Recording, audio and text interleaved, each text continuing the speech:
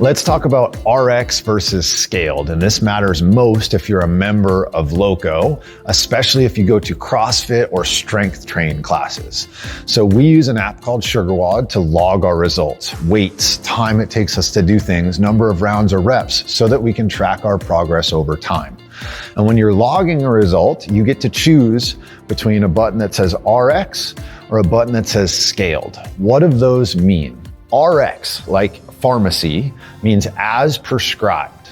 And that means you do the workout exactly like it is written. So if there is a weight that is prescribed, for example, guys are supposed to use 135 pounds, girls are supposed to use 95 pounds, you must use that weight.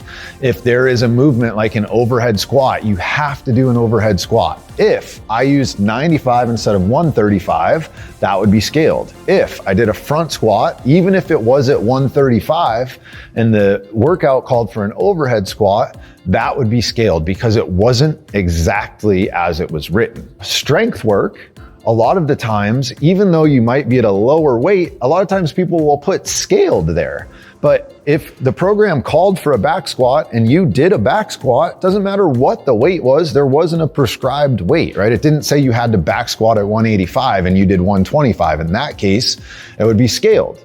But if it just said you need to back squat and you back squatted, that is RX. So that is the big difference between the two when logging. More importantly, when should you attempt to work out RX and when should you attempt scaled? And that really comes down to the programmer's intent. So an easy way to talk about this is a workout called Fran, 21-15-9 of a movement called a thruster and a pull-up. Now the intent behind Fran is to be done in 5 minutes or less. A lot of times if people try and do that workout as prescribed, the first time it takes them 10, 15, 20 minutes. And that is not what we want for Fran. That's not the intent. It's supposed to be a sprint. So in that case, you should scale the weight or maybe scale the movement that you're doing for the pull-up so that you get it done in that 5-minute time frame.